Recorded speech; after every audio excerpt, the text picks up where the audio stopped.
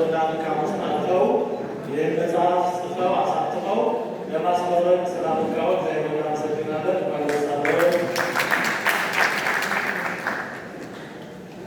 በተቻለ መጠን እንግዲህ የታሰቡት እንድናገር ካዘዙኝ ለትንሽ ጊዜ በጣም ጸጥታ ቢኖር ብዬ ማጸናለሁ።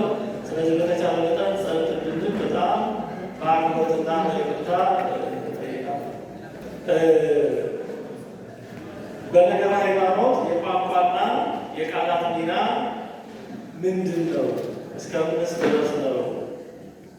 ሀሳባችንን የምንገልጸው በቋንቋ ነው።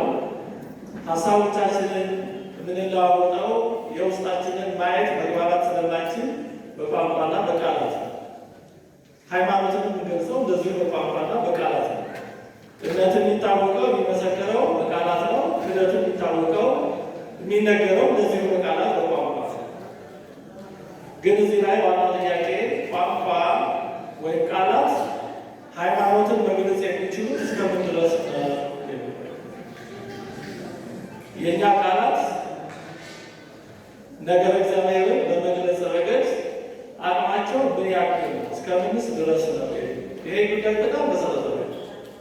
በአራተኛው መቶ ዓመት በቤተክርስቲያን ከነበረው ከፍተኛ ውዝግብ እንደሚታወቀው የኦርቶዶክሳውያንና የአርዮሳውያን ውዝግብ አንዱ ጉዳይ ወይም የጉዳዩ መገለጫ እና ማጠንጠኛ እኛ እግዚአብሔር ምን ያክል እናውቀዋለን፣ የእኛ ቋንቋ የእኛ ቃላት እግዚአብሔር ምን ያህል መግለጽ ይችላል የሚለው በሃይማኖት አበው አውናሜዎስ ተብሎ የሚታወቀው ዩኖሜስ ይሉታል። አውናሜዎስ ይሉታል። ዞሮ ዞሮ ትርጉም ነው ስሙ።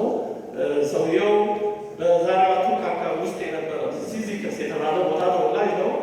አርዮሳዊነትን ወደ መጨረሻው ጥግ ድረስ በጣም የመጠነ ሰው አውናሜዎስ ዩኖሜስ እና ምን ነበር? አውናሜዎስ ዩኖሜስ የእኛ ቋንቋ እግዚአብሔርን አሟልቶና አጠናቆ መግለጽ ይችላል። የእኛ ቋንቋ እግዚአብሔር በደንብ አድርጎ ወስኖ መግለጽ ይችላል። እግዚአብሔርን ራሱ እሱ የሚያውቀው ያክል እኛ እናውቀዋለን፣ በቋንቋችንን እንገልጸዋለን ይል ነበር። ኦርቶዶክሳውያን አባቶች እንግዲህ ለቅዱስ ባስልዮስ ሶስት የከበሩ አባቶች፣ ሌሎች ኦርቶዶክሳውያን አባቶች ደግሞ ከዚህ በተቃራኒ የሰው ቋንቋ ሊገልጽ የሚችለው ስለ እግዚአብሔር አሰራር፣ ስለ ቸርነቱ፣ ስለ መግቦቱ፣ ስለመሳሰለው መግለጽ ይችላል። ባህሪው ግን መግለጽ አይችልም። ይሄ ብዙ መጽሐፍ ጽፏል። ብዙ ሚስጥር በዚህ ዙሪያ ብዙ ሀሳብ ተመላልሶበታል። ምናልባት ቅዱስ ጎርጎርዮስ በዩኖሜስ ክህደት ላይ የጻፈው መጽሐፍ ኤጌንስት ዩኖሜስ ወይም በአውናሜዎስ ላይ የጻፈው ምናልባት ያነበባችሁ ካላችሁ የጉዳዩ ጥልቀትና ክብደት ምን ያህል እንደሆነ መረዳት ይቻላል። ስለዚህ ኦርቶዶክሳውያን አባቶች የሰው ቋንቋ ሊገልጹ የሚችለው ስለ እግዚአብሔር የሆነ ነገር እንጂ ሙሉ ባህሪውን መግለጽ አይችልም። ስለዚህ ቁልፉ ጉዳይ የእኛ ቋንቋና ቃላት እግዚአብሔርን ምን ያህል ማሳወቅ ይችላል የሚለው ነው። ከዚህ ጋር ተያይዘው የሚነሳው አምላካዊ ስሞችን በተመለከተ እግዚአብሔር የምንገልጥባቸው ስሞች አሉ፣ የምንጠራባቸው ስሞች አሉ። ስለ እግዚአብሔር ስናስብ ዝም ብለን ተለጉመን አይደለም። የምንጠራበት ስሞች አሉ፣ የምንገልጽበት ስሞች አሉ። እነዚህ ስሞች ከየት ነው መገኛቸው? ሌላው ጉዳይ ከዚህ ጋር የተያያዘው ሌላ ጉዳይ እነዚህ ስሞች እኛ ለእግዚአብሔር ያወጣንለት ናቸው ወይስ ራሱ እግዚአብሔር ስሜ ይሄ ነው ብሎ የነገረን አምላካዊ በአምላካዊ መገለጥ የተሰጡ ስሞች ናቸው የሚሉ በአርዮሳውያን አረዳድ በዋናነት ዩኖሜስ እንዲህ ይላል። አምላካዊ ስሞች ከእግዚአብሔር በቀጥታ የተሰጡ ናቸው። ስለዚህ እነዚህ ስሞች ባህሪውን በትክክል ይገልጣሉ የሚል አምላካዊ ስሞች በሰዎች የተፈጠሩ ሳይሆን በራሱ እግዚአብሔር የተሰጡ እንደመሆናቸው ስለ እግዚአብሔር ባህሪ ፍጹም የሆነ እውቀት ይሰጣሉ የሚል በተለይ ደግሞ ያልተወለደ የሚለው ቃል የተለየ ክብደትና ዋጋ ይሰጣል ነበር። ያልተወለደው አብ ብቻ ስለሆነ ያልተወለደ የሚለው የመለኮታዊ ባህሪ መገለጫ ስለሆነ ያልተወለደ የሚለው ለወልድ ስለማይነገር ስለዚህ መለኮት አብ ብቻ ነው ለማለት ስለሚነገር ማለት ነው። ኦርቶዶክሳውያን አባቶች ደግሞ ለዚህ መልስ ሲሰጡ እንደዚህ ያደርጋሉ። አምላካዊ ስሞቹ ቢሆኑ እግዚአብሔር የሆነ ነገር ይገልጣል። ሰዎች ደግሞ ያን እግዚአብሔር መገለጥ በየቋንቋቸው በየመረዳታቸው እንዲህ ነው ብለው ለመግለጽ የሆነ ስም ያወጡለታል። ለምሳሌ እግዚአብሔር ዓለምን ፈጠረ። ስለዚህ ይህን ለመግለጥ ፈጣሪ የሚል ቃል ሰው ሰጠ። ይህ ፈጣሪ የሚለው በራሱ እግዚአብሔር የተገለጸ ቃል አይደለም። ከግብሩ የተነሳ ሰዎች ያወጡለት ስም ነው። ደግ ሆኖ ስናየው ደግ እንለዋለን፣ ሲመግብ ስናየው መጋቢ እንለዋለን። እነዚህ ስሞች ባህሪን የሚገልጹ ሳይሆኑ እሱ የገለጸውን ስራ በሆነ መንገድ የሚገልጹ ናቸው የሚል እና በአረሳውያን ዙሪያ ይመላለስ የነበረው ሀሳብ በቋንቋ በዛሬው አገላለጽ ሴማንቲክ ሪያሊዝም ይባላል። ይህ ማለት ስም ባህሪ ይገልጻል። ስም ባህሪ ወይም ህላዌ የሚለው ማንነትን ይገልጻል። ስምና ባህሪ አንድ ናቸው የሚል አቋም። ኦርቶዶክሳውያን አባቶች ግን እንዲህ ይላሉ። መጀመሪያ እግዚአብሔር ራሱን በስራዎቹና በድርጊቱ ይገልጻል። እግዚአብሔር አንድ ነገር ለምሳሌ በአዲስ ኪዳን ሰው ሆኖ አዳነ። ከዚህ የተነሳ ሰዎች ማዳኑ ከማየታችን ማየት ብቻ ሳይሆን ማዳኑ ከማግኘታችን የተነሳ እግዚአብሔር አዳነ። ሰዎች ይህንን ድርጊት ይመለከታሉ። ከዛ ይህንን ለመግለጽ የሆነ ቃል ይፈጥራሉ። ስለ አዳነን አዳኝ እንለዋለን። መድኃኔዓለም፣ መድኃኒት፣ ኢየሱስ እንደዚህ እየተባለ እንዲህ ባሉ ስሞች ይጠራሉ። ስለዚህ ስሞች ግብታዊ አይደሉም ማለት ብሎ በዘፈቀደ ሊፈጠሩ አይደሉም። ሃይማኖትን ለመግለጽ የምንጠቀምባቸው ቃላት እንዲሁ በዘፈቀደ በአጋጣሚ የሚመጡ አይደሉም። በጥንቃቄ የሚዘጋጁ ናቸው። ግን አምላካዊ ባህሪ ከመግለጽ ደረጃ የሚደርሱ ግን አይደሉም። ስለዚህ ምንም አይነት የሰው ቃል እግዚአብሔር ባህሪ ሊገልጽ ሆነ ወስኖ ሊይዝ አይችልም የሚለው የኦርቶዶክሳውያን አባቶች አስተምሮ አቋም ነው። በየቦታው በሌሎችም አባቶች ትምህርት የተገለጸ ነው። ስለዚህ ስሞች የሚነግሩ አምላካዊ ስሞች ቢሆኑ ስለ እግዚአብሔር የሆነውን ነገር ነው። እግዚአብሔር የሚገልጽ አንድ ብቸኛ ስም ቢኖር ኖሮ ያ ስም በቂ ነበር። በየቋንቋም አይተረጎምም ነበር። በዕብራይስጥ ሌላ ያህዌ፣ አለፍ ሲል ኤሎሂም፣ አለፍ ሲል አዶናይ፣ በግሪኩ ቴዎስ፣ ግዕዙ አማርኛ እግዚአብሔር በየቋንቋ የሆነው ወደ የቋንቋ የሚተረጎመው እነዚህ ስሞች እንደኛ መረዳት እግዚአብሔር ለመግለጽ የተጠቀምባቸው ስሞች ስለሆኑ እንጂ እግዚአብሔር ራሱ አንድ ወጥ ብቸኛ ስም ባህሪ የሚገልጽ ስም ቢኖረው ኖሮ ያው ብቻ ይበቃ ነበረ ብለው ኦርቶዶክሳውያን አባቶች አብራርተዋል። ብዙ ጊዜ በዚህ ዙሪያ የሚነሳ ዩሎሚስ በጣም ደጋግሞ የጠቅስ የነበረ ያለና የሚኖር እኔ ነኝ የሚለው ቃል ያለና የሚኖር እግዚአብሔር ራሱን በዚህ ስም አስተዋውቋል። አያም ዋት አያም ማለት ሁልጊዜ ያለው ማለት ነው። ሁልጊዜ ያለው ሁልጊዜ ያለው እና ዩሎሚስ ይህን ስም ያነሳል ደጋግሞ። ይኸው እግዚአብሔር ስሜ ይሄ ነው ብሏል። ከዚህ ውጭ በሌላ አይታወቅም። ወይም ደግሞ ይሄ ራሱ የገለጠው ባህሪውን የሚገልጽ ብቻ ሳይሆን ባህሪውን የሚወስድ ነው ይላል ቅዱስ ጎርጎርዮስ። በዚህ ሲመልስ እንዳለ እንዲህ አለ። ይህንን የመሰሉ ያለና የሚኖሩ አይነት የመሰሉ የተገለጡ ስሞች እንኳን ሳይቀሩ በሰው መረዳት ደረጃ የተገለጡ ናቸው እንጂ ልክ እግዚአብሔር በሆነው ልክ የተገለጡ አይደለም። ራሱ እግዚአብሔር በሆነው ልክ የሚገቡትም የተገለጡ ማለት ነው። ያ ዘላለማዊ የሆነው እግዚአብሔር ራሱን ለሰው ለማስረዳት ያደረገው ጥረት ነው። ስለዚህ ማዕከላዊ ነው ፍጹም ባህሪ የሚገልጽ አለበት ይላል። እግዚአብሔር ራሱን በእውነት ይገልጣል። ሆኖ መገለጡ ግን በባህሪው አይታወቅለትና በሰዎች መረዳት መካከል ያለው ወሰን አልባ ርቀት አያጠፋው። በአንድ በኩል እግዚአብሔር ባህሪ የማይመረመር የማይደረስበት ነው። በሌላ በኩል ደግሞ የእኛ እውቀት ውስን ነው። ስለዚህ ምንም አይነት የእግዚአብሔር መገለጥ ይህንን የማያልቅ ወይም ወሰን አልባ ኢንፋይናይት የሆነ ክፍተት ሊሞላ አይችልም ይላል። የሆነ የተገለጠ ስም ይላል ጎርጎርዮስ፣ የሆነ የተገለጠ ስም የሚገልጠውን ነገር ምንነት ገልጦ መጨረስ ሳይኖርበት፣ ስለዚህ ያ ነገር ምንነት በተወሰነ መልኩ እውነታውን ሊያሳይ ግን ይችላል ይላል። ስለዚህ በዚህ ዙሪያ ያለው ዋና ሀሳብ ጭብጥ ምንድን ነው? ኦርቶዶክሳውያን አባቶቻችን ስሞች፣ ቃላት ሰው የእግዚአብሔርን የሆነ ነገር ይረዳና ያን ለመግለጥ ለማስተማር ለማመስገን የሚፈጥራቸው ናቸው እንጂ እግዚአብሔርን ባህሪ እንዳለ በቁም ወስነው የሚገልጹ አይደሉም ነው። እና ቅዱስ ጎርጎርዮስ ማብራሪያ ሲቀጥል እግዚአብሔርን ይላል አባት እንለዋለን፣ ፈጣሪ እንለዋለን፣ ደግ እንለዋለን፣ ጠቢብ፣ ብርሃን፣ ሕይወት፣ ንጉሥ እኒህና እኒህን የመሳሰሉ ስሞችን ለእግዚአብሔር እንቀጥላለን። ሆኖም ግን ከእነዚህ ስሞች አንዳቸው ሙሉ ትርጉሞች ሳይሆኑ ግን ብዙ መጠኛ የሆኑ የእግዚአብሔር ስሞች ሊኖሩ የሚችሉት ለዚህ አንድ በቂ ስም ሊኖር ኖሮ ይበቃል ነበር። ስለማይኖር ባህሪውን የሚወስድ ምንም ስም ቃል ስለማይኖር ብዙ ስሞችን የምንጠቀም ነው ይላል። ስለዚህ ቋንቋ አስፈላጊ ነው፣ ግን ውስን ነው። ይሄኛው ሀሳብ ሲጠቀልል ሀሳባችንን የምንገልጸው ሃይማኖትን የምንገልጸው በቋንቋ ነው፣ ግን ቋንቋ ደግሞ ውስን ነው። ያለ ቋንቋ ያለ ቃላት ሃይማኖትን መግለጽ አንችልም። ግን ደግሞ ሃይማኖትን ለመግለጽ ቋንቋ ያለው አቅም በጣም ውስን ነው። ስለዚህ አባቶቻችን ከሁለት ጽንፎች አስጠንቅቀዋል። ምንድናቸው እነዚህ አባቶቻችን ያስጠነቀቁት ሁለት ጽንፎች? አንደኛው ጽንፍ ስለ እግዚአብሔር እውነት የሆነ ምንም ነገር ልንናገር አንችልም የሚለው ጽንፍ ነው። ማለት ምን በቃ ስለ እግዚአብሔር ማወቅ አንችልም የሚል ጨለምተኛ ወይም ኮምፕሊት ስኬፕቲሲዝም ወይም አግኖስቲሲዝም፣ ይሄ ትክክል አይደለም። ያም ስለ እግዚአብሔር ብዙ ነገር ተብለናል። ራሱ አስቀድሞ በብዙ መንገድ ገልጧል። በኋላም ሰው ሆነ እውነት እውነት እላችኋለሁ እያለ ነግሮናል። ስለዚህ ስለ እግዚአብሔር ብዙ ነገር እናውቃለን፣ ብዙ ነገርም ማለት እንችላለን። ስለዚህ ቋንቋ ውስን ስለሆነ ቃላትን እግዚአብሔር መግለጽ ስለማይችሉ ምንም ማለት አንችልም የሚለው አንዱ ስህተት የሆነ ጽንፍ ነው። ሌላኛው አባቶቻችን ያስጠነቀቁት ሁለተኛው የስህተት ጽንፍ ደግሞ ፍጹም እውቀት አለ፣ የእኛ ቃላት የእግዚአብሔር ባህሪ ይገልጹታል፣ ይወስኑታል የሚለው ሌላኛው ደግሞ አርዮሳዊው ጽንፍ ነው። ስለዚህ በዚህ ፋንታ አባቶቻችን የሚያስተምሩት ምን የሚል ነው? እግዚአብሔር በእውቀት ራሱን ይገልጣል። ስለዚህ ትርጉም ያለው ነገር ሃይማኖታዊ መረዳትና ቋንቋ የሚቻል ነው። ሆኖም ግን እግዚአብሔር ማንኛውንም ቃልና ጽንሰ ሀሳብ የሚያልፍ ነው። ማንኛውንም ቃል እግዚአብሔር ያልፋል። ስለ እግዚአብሔር የምንናገረው ቃል ከሀሳቡ በታች ነው። የሆነ ነገር እግዚአብሔር ለመግለጽ የምንጠቀምበት ቃል ያ ቃል እንዲያስተላልፍልን ከምንፈልገው አምላካዊ ሀሳብ በጣም በታች ነው።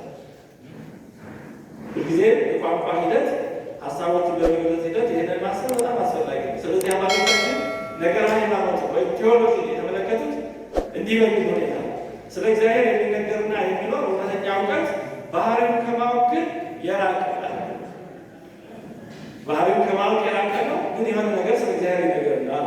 ይሄ አፖፋቲክ ቴዎሎጂ የሚባለው እንግዲህ በቴዎሎጂ ትምህርት እንደሚሰጠው አፖፋቲክ ቴዎሎጂ ማለት ስለ እግዚአብሔር በአብዛኛው ከሆነ ይልቅ የምናውቀው ያልሆነው ነው። እግዚአብሔር የት አለ ብንባል መልሳችን ይኸው እዚህ አለ ሳይሆን እግዚአብሔር በቦታ አይወሰንም፣ ያለበት አይታወቅም ነው። እግዚአብሔር ዘመኑ ምን ያክል ነው ብንባል መልሳችን በዘመን አይወሰንም፣ በአሉታ ነው የምንገልጸው እንጂ እግዚአብሔር ይሄን ያክላል እዚህ ቦታ ነው ያለው እንደዚህ ብለን እንደሆነ ነገር ቁጭ አድርገን ልንገልጸው አንችልም። ከእኛ መረዳት በላይ ነው፣ ከበላይ ከማይኖር ያለ ባሪያ ቅዳሴ ማርያሙ ወደ ላይ ወጣ ወደ ታች ወረድኩ፣ ግን መጨረሻ ወይ ገባ በዘትካት ላው ይሆን ያለ ግን ይሄ መጨረሻ ላይ የሚደረስበት የእውቀት ደረጃ ግን ከመጀመሪያው ፈጽሞ የተለየ። የመጀመሪያው የስንፍና ያለ ማወቅ ነው። የመጨረሻው ግን የብቃት ነው።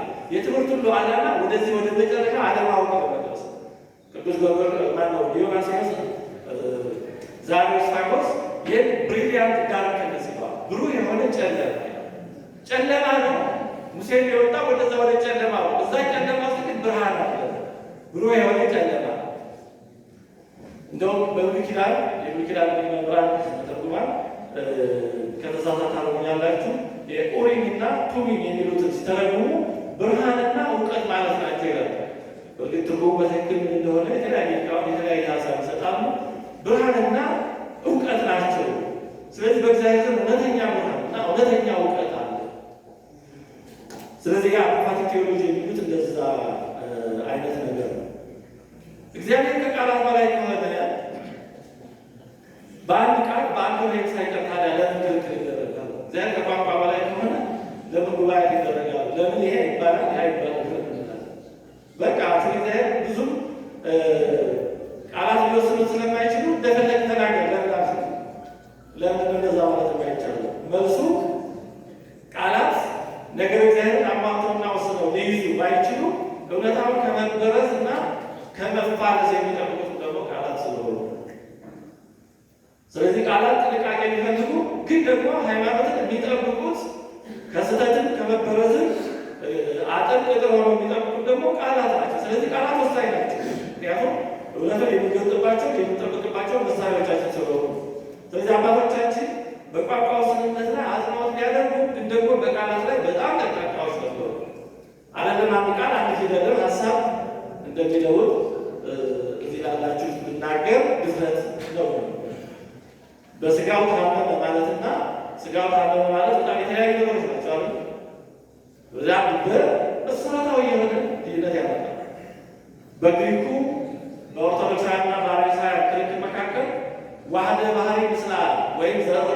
በመለኮቱ ተብሎ የተተረጎመው በኦሪጂናል ግሪኩ ሆሞ ኡሲዮስ ነው። ሆሞ ማለት አንድ ባህሪ ማለት ነው። ኡሲያ ባህሪ ነው። ሆሞ አንድ ነው። ስለዚህ ሆሞ ኡሲዮስ ሲሆን ወልድ ከአብ ጋር በባህሪ አንድ ነው። ኦርቶዶክሳዊ ትምህርት ነው። አይ ስትገባ አይወጣ ስትገባ በላቲን በግሪኩ ግን ሆሞን ኡሲዮስ ይሆናል። ወልድ ከአብ ጋር በባህሪ ይመሳሰላል። መመሳሰል በብዙ መንገድ የተለያዩ ነገሮች ሊመሳሰሉ ይችላል።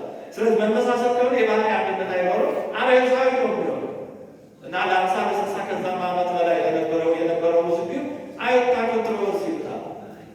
አይወጣ እኛ የውጣ ምንላት ማለት ነው። ስለዚህ አንዲት የውጣ ስትገባ ኦርቶዶክሳዊ ቃል አርዮሳዊ ይሆናል። የውጣ ስትወጣ አርዮሳዊ የነበረው ቃል ኦርቶዶክሳዊ ይሆናል። ስለዚህ እንኳን አይደለም አንድ ቃል አንድ ፊደል አንድ ፊደል ተጠላ ፊደል ትርጉምን ይለውጣል። የኦርቶዶክሳዊነትና የአርዮሳዊነት መለያ ድንበር ይሆናል። ይሄ ሆሞኡሲዮስ የሚለው ቃል አባቶቻችን በመጽሐፍ ቅዱስ እንዳልነበረ ያውቃል። የሚታወቀው አንዳንድ ቃላትን ቁልፍ ቃላትን በጥንት ቃላቸው ማወቅ በጣም አስፈላጊ ነው። ሆሞኡሲዮስ የሚለው ቃል ብዙ ዋጋ ተከፍሎበታል። ቅዱስ አትናቴዎስ ብዙ ዓመት የተሳደዱት ይህን ቃል ለመጠበቅ ነው። ለምን ቃሉ ኢየሱስ ክርስቶስ ከአብ ጋር በባህሪ አንድ ነው የሚለው መጽሐፍ ቅዱሳዊ ትምህርት የያዘ ስለሆነ ነው። ቅዱስ አትናቴዎስ ነው ተጋድሏችን ለእውነት እንጂ ለቃላት አይደለም ይላል። ይሄ ቃል ግን እውነት የያዘ ስለሆነ ብዙ ዋጋ ተከፍሎበታል። ስለዚህ አባቶቻችን ቋንቋ፣ ቃላት የሰውን ሀሳብ በመግለጽ ነገር ጠቃሚ ቢሆኑ መለኮታዊ ሀሳብ እንደማይወስኑ እያወቁ ግን ደግሞ አስፈላጊና ቁልፍ ለሆኑ ቃላት ደግሞ ብዙ ዋጋ ከፍለዋል። እጅግ ብዙ ዋጋ ከፍለዋል። ስለዚህ ኦርቶዶክሳዊ አባቶቻችን ሁለት ነገሮች ያስፈልጋሉ በዚህ ረገድ ይላሉ። አንዱ የቃላት ርትዓት ወይም ፕሪሲሽን ያስፈልጋል። በተቻለ መጠን ቁርጥ ያለና ቁጥብ የሆነ ቃል ያስፈልጋል ነገር ሃይማኖት እንደመግለጽ። በሌላ በኩል ደግሞ በሁለተኛ በኩል ደግሞ ትህትና ነው ይፈልጋል። ማለት ጥሩ ቃል ስላገኘን ወይም ስላለ እግዚአብሔርና ነገሩ ያለው እዛች ቃል ብቻ ነው ብለን ሁሉ ነገር እዛ ውስጥ እንደሆነ ማሰብ አይነት ደግሞ እንዳይሆን ልክ ክርስቶስን ቀብረው በዛ በመቃብሩ ሊወስኑት እንዳሰቡት የእግዚአብሔር ነገር በሙሉ በሆነች ቃል ብቻ ደግሞ መወሰን እንዳይሆን ሁለቱም በጥንቃቄ መያዝ ያስፈልጋል ይላሉ። ወደ መጠለያው እየመጣው ሁለቱ እንዳላበዛባችሁ። ስለዚህ ቃላት እጅግ አስፈላጊዎች ናቸው። ምክንያቱም በጥንቃቄ የተመረጡ ቃላት የተገለጸውን እውነት ለመጠበቅ ይረዳሉ። አግባብ ያልሆኑ ቃላት ደግሞ አስተምሮን ሊያምጣምኑ ሊበዙም ይችላሉ። ሆኖም ግን ቃላት የመጨረሻዎቹ እውነታዎች ደግሞ አይደሉም። እግዚአብሔር ከማንኛውም ቃላትና ቀመር የበለጠ ነውና ቃላት እውነትን ለመግለጽና ለመጠበቅ ያገለግላሉ። እውነታው ራሱ ግን አይደለም። ቃላት እውነቱ ሀሳቡ ራሱ አለ። በቃሉና በሀሳቡ መካከል ምንም አይነት ተፈጥሯዊ ዝምድና የለም። ለምሳሌ አትሮስ የምንለው አትሮስ በሚለው ቃልና በዚህ እኛ ለአትሮስ በምንጠቀምበት መካከል ተፈጥሯዊ ዝምድና አለ። እኛ ይሄንን የሆነ የምንጠቀምበት አትሮስ የሚል ቃል ሰጠን። በሌላ ቋንቋ ሌላ ይባላል። ለምን ቃሉ ከዚህ ነገር ጋር ባህሪያዊ ዝምድና የለው። እኛ የምንጠቀምባቸው ቃላት ከምናስተላለፍ ሀሳብ ጋር ተፈጥሯዊ ባህሪያዊ ዝምድና የላቸው። እኛ እነዛ ቃላት የሆነን ሀሳብ እንደ ሰረገላ እንዲያደርሱልን እንደ መልእክተኛ እንዲወስዱልን የፈጠርናቸው እኛ። ስለዚህ የቃላቱ ተገዥ ወይም ቃላቱ ወደ ማምለክ እንዳንሄድ በጥንቃቄ ያስፈልጋል። አባቶቻችን እነዚህ ነው በአጽንኦት በሁለቱ በኩል ሲጠነቀቁ ራስ ያሰሩ ነው። ጥላይነት በዚህ ዙሪያ የሚያስተምሩ መምህራን ይሉታል የነገር ሃይማኖት እንቆቅልሽ ነው። ፓራዶክስ ኦፍ ቴዎሎጂ። በአንድ በኩል ቃላት አይወስኑትም እንላለን፣ በሌላ በኩል ደግሞ ለቃላት ሳይሆን ብቻ ሳይሆን ለፊደል ደግሞ ብዙ ተጋድሎ ይደረጋል። ሁለቱን አዋህዶ መረዳት በጣም አስፈላጊ ነው። ቅዱስ አትናቴዎስ በእውነት ከብዙ ተጋድሎዎች ውስጥ ሃይፖስታሲስ እና ኡሲያ የሚሉት ቃላት ብዙ ሲያከራከሩ ስለነበረ በመጨረሻ ያደረገው ምንድን ነው? ሃይማኖታቸው ኦርቶዶክሳዊ ሆኖ ግን በቃላት አገላለጽ የተለያዩ የነበሩ ሰዎች ስለነበሩ ቁጭ አድርጎ የጠየቃቸው አስተምሯቸው እንድታምኑትን ንገሩኝ ያለ እና ሲያስረዱ አስተምሯቸው ሃይማኖታቸው ኦርቶዶክሳዊ ነው፣ ቃላት አጠቃቀማቸው ግን የተለያየ ነው። ስለዚህ ሃይማኖታቸው ጤነኛ ከሆነ ቃላት እንዲያብሮ በዛ ነው። እንግዲህ የታስቡ አንዳንዴ ይህንን ቤዛዊተ ዓለም የሚለውን መጽሐፍ የጻፉት ቤዛ በሚለው ቃል ዙሪያ ነው። ይህንን ትንሽ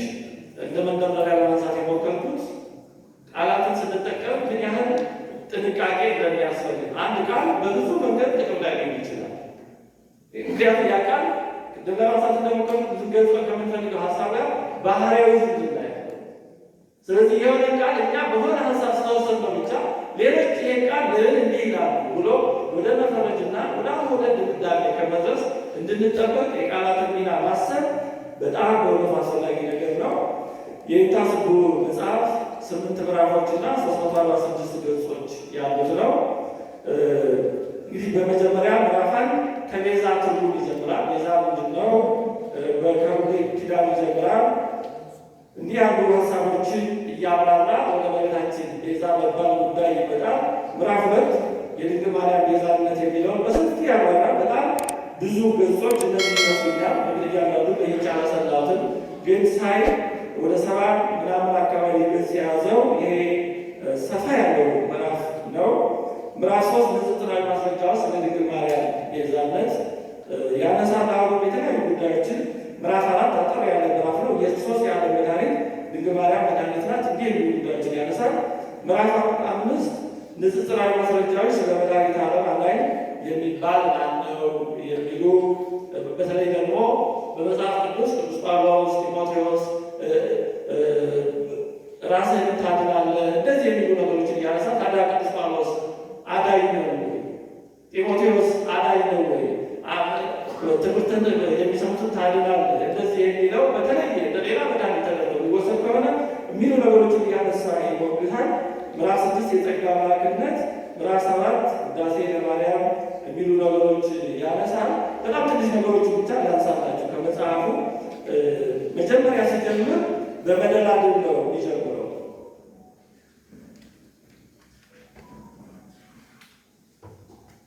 የቤዛነት ምዕራፍ 2 የድንግል ማርያም ቤዛነት የሚለው ሲያነሳ ይህን ርዕስ ሲያነቡ የሚደነግጡ የሚያወጡ ሰዎች አይጠፉም። የምትደነግጡ የምታወሱ በርዕሱ ላይ ተንጠልጥላችሁ እንዳትቀሩ ሁሉንም እንድታነቡ አሳስባችኋለሁ። የኢትዮጵያ ኦርቶዶክስ ተዋሕዶ ቤተክርስቲያን ድንግል ማርያም የዓለም ቤዛ መሆኗን ታምናለች፣ ተመሰክራለች፣ ታስተምራለች። የኢየሱስ ክርስቶስን ቤዛነት ወደ ጎን በመተው ወይም በኢየሱስ ክርስቶስ ቦታ ድንግል ማርያም በመተካት አይደለም።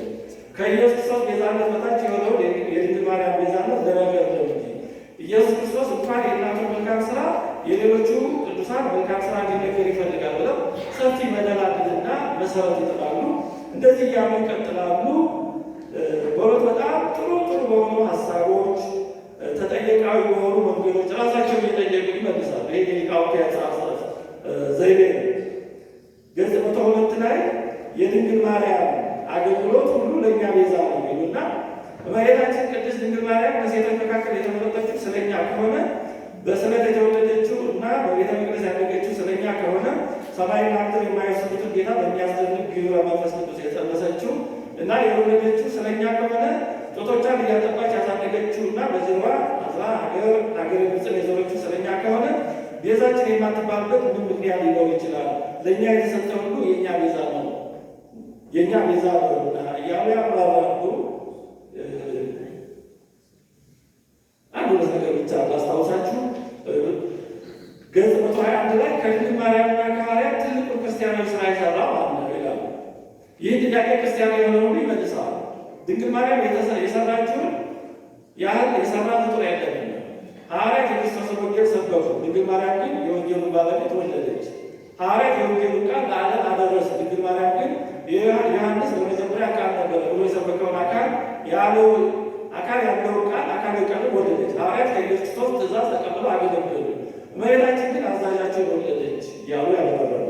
እና መጽሐፉ በጥሩ ሁኔታ የተጻፈ እና ሲያጠቃልሉ ካሉት ማጠቃለያው ላይ ተሰጧቸው ሰፊ ሀሳቦች ገጽ 344 ላይ ተቃውሞ የለመደብን ሰው ስማ፣ ቅድስና የለሽም፣ ንጽሕና የለሽም፣ ድንግልና የለሽም ከማለት በላይ ድንግል ማርያምን ምን ብለህ ልትረግማት ትችላለህ? የእርግማን ቃል አታገኝላትም። አያሳድግሽ እንዳትላት በሕፃንነት ዘመኗ የለህም አልነበርም። ዕድሜ ሲጠር እንዳትላት በሕይወተ ሥጋ የለችም። ትዳርሽ አይባረክ እንዳትላት ትዳር የላትም። ሀብት አይስጥሽ እንዳትላት ሀብት አትፈልግም። የዘራሽው አይብቀል የነገድሽው ትርፋማ አይሆን እንዳትላት ድንግል ማርያም ገበሬው ነጋዴም አይደለችም። የወለድሽው አይባረክ እንዳትላት ልጇን መርገሙን የሚሽር መርገሙን የሚያጠፋ። ስለዚህ ልትላት የምትችለው የመጨረሻ ነቀፌታ ቢኖር ንጽሕናዋን ቅድስናዋን መንቀፍ ነው። በጣም መሰረታዊ ጥቅ ሀሳብ ነው እና የታሰቡ በሆኑት ይህን መጽሐፍ ስለ ጻፉልን በጣም ከልብ እናመሰግናለን። እኔ የታሰቡ ማቃቸው በጣም ከብዙ ዓመት በፊት ነው። መጀመሪያ ያወቆ 1000 ዓመትና ሀሳብ ይመስል መጽሐፍ ነው እና በጣም ጥሩ ነበር የጻፉት እና በጣም አድንቄ በእውነቱ ያን መጽሐፍ አሁን የጨረሱ ጌታችን ስላመሰገንባቸው ምስል ነበር። ጥሩ አድርጎ ነው የጻፉት እና እንደዚህ ያሉ የወንበር መምህራን አባቶቻችን ሲጽፉ ተጠቃሽ ስለሆነ ስልጣንን ኦቶሪቲ እኛ መምህራን እንዲህ ብሏል ተብሎ የሚጠቀስ ስለሆነ እንደዚህ ያላቸው አባቶቻችን መምህራኖቻችን